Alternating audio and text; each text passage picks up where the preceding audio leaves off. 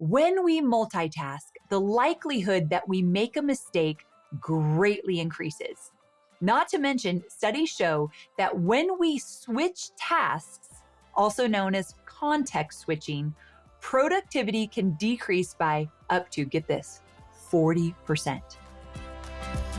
I'm Amy Porterfield, ex-corporate girl turned CEO of a multi-seven-figure business. But it wasn't all that long ago that I lacked the confidence, the budget, and the time to focus on growing my small but mighty business. Fast forward past many failed attempts and lessons learned, and you'll see the business I have today. One that changes lives and gives me more freedom than I ever thought possible. One that used to only exist as a daydream. I created the Online Marketing Made Easy podcast to give you simple, actionable, step-by-step strategies to help you do the same. If you're an ambitious entrepreneur or one in the making who's looking to create a business that makes an impact and a life you love, you're in the right place, friend. Let's get started.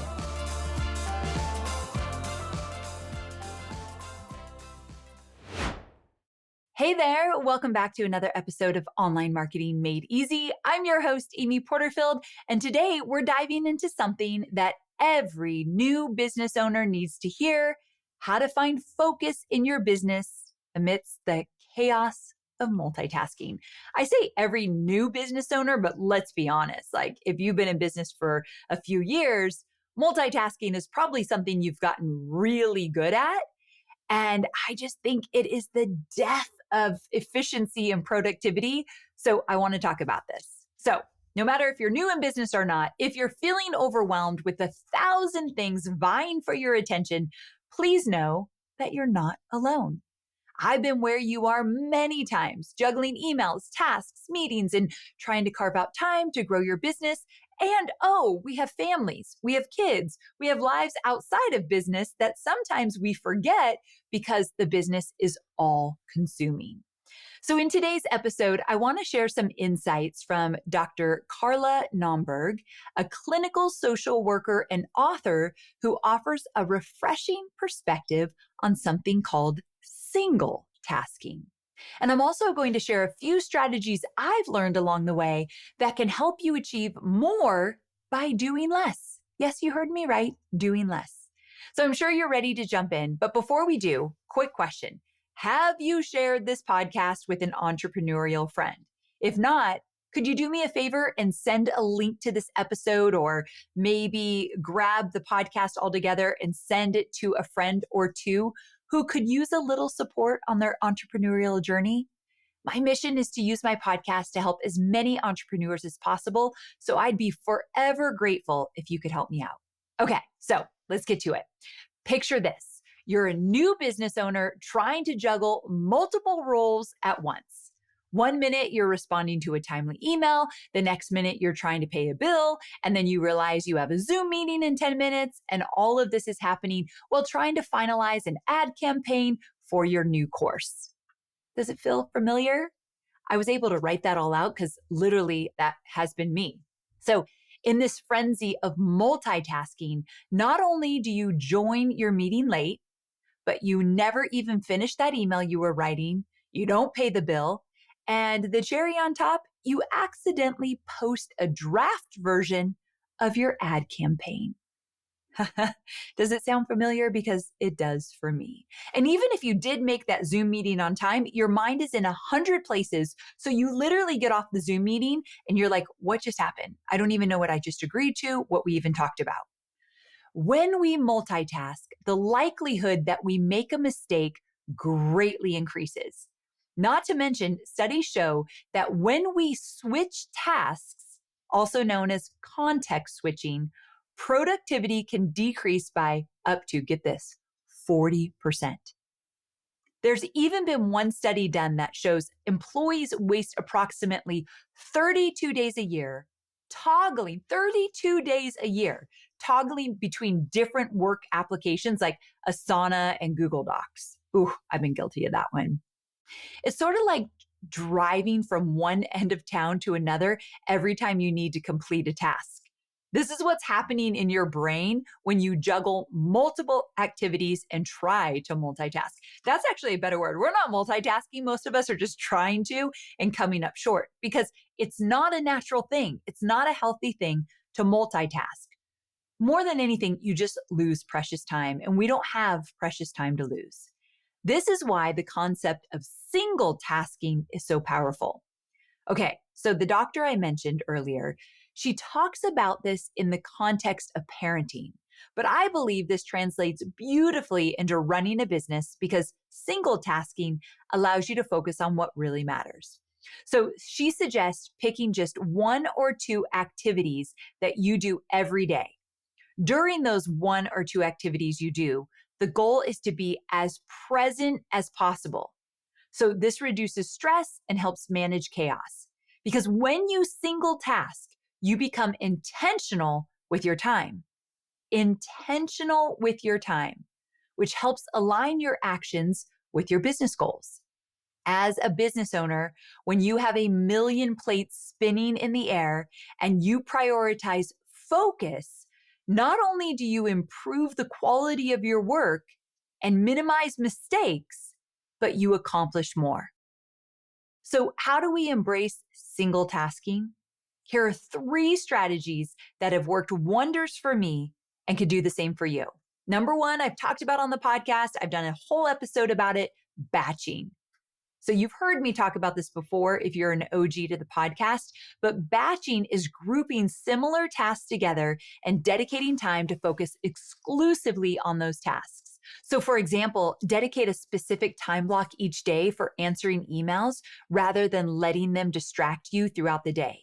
By batching your tasks, you reduce the time lost to context switching and increase your efficiency. Number 2, time blocking. So real fast, before I tell you about time blocking, batching, I'm doing it today. I have 4 podcasts that I'm recording all in a row. So for the next few hours, I'm just podcasting. So that's another easy way to look at it. Okay, so number 2, time blocking. This one's a big one for me. This is when you allocate specific chunks of your day to specific activities. So you use a calendar to plan out blocks dedicated to different tasks. So during each of those blocks, you focus solely on one task. So not only will you get more done, but you'll also maintain clarity and focus. For me, time blocking allows me to stop rushing from thing to thing. I really hate this, but my mom, she always says, you're always in a hurry. You're always in a hurry. Whether it be like, hey, mom, real fast, I wanted to tell you something, but I got to go because I got to call in a minute. Or when we're together, I got to rush to get home because I got to get on a Zoom call. Like, I hate that she thinks I'm always busy. And I think it's because I have a million things running around in my head. So when I time block, I know like for the next 3 hours, all I'm doing is reviewing content or creating content for my next course, something like that. And it feels so good. So when you do some of these things, pay attention to how you feel, because when I time block, I'm not rushing. No one else needs my attention. Everyone on my team knows I'm in a time block and I get to just focus on something I love. Content creation usually is my time block. I love that. But I don't love content creation when I literally have 20 minutes to do it and I know I have a Zoom call next. So pay attention to when you dread something that you used to love. Maybe it's because you're not giving it enough time or enough space like you used to. So just something to think about. Okay, so that's time blocking. Number 3, prioritizing deep work sessions. Ooh, this one is good. I learned this from Lauren Bostic of Skinny Confidential. She talked about deep work and I'm like, oh, I need to do that. So identifying the tasks that require your deepest focus and creativity, those you can't afford to rush, kind of like time blocking, but you're going even deeper.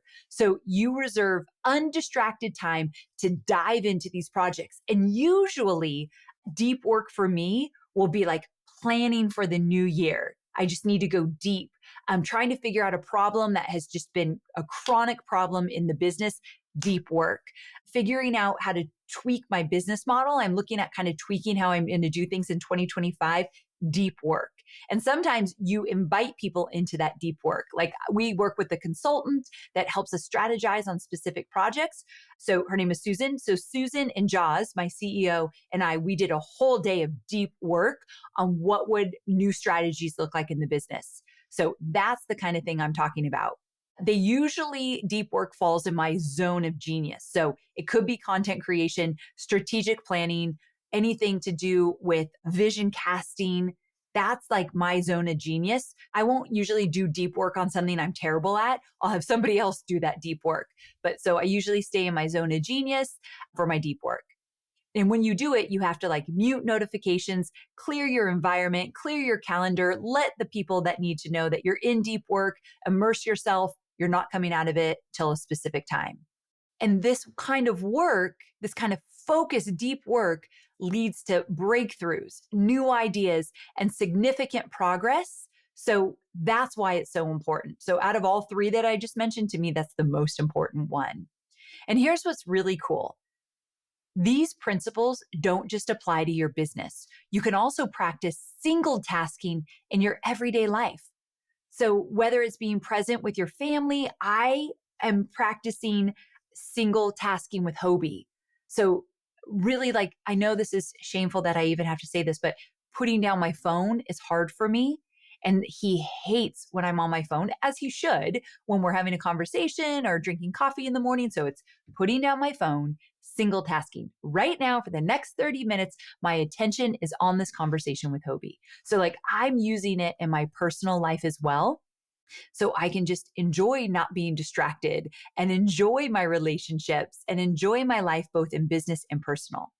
So I want you to go ahead and try some of these strategies, any one of them, all of them, but single tasking is what we need to focus on, not multitasking. I believe that multitasking is the death of productivity as an entrepreneur. So I hope you'll take this episode seriously and share it with somebody that's feeling overwhelmed. This might be exactly what they need. Thanks for tuning in, and I'll see you Thursday for more entrepreneurial goodness, same time, same place. Bye for now.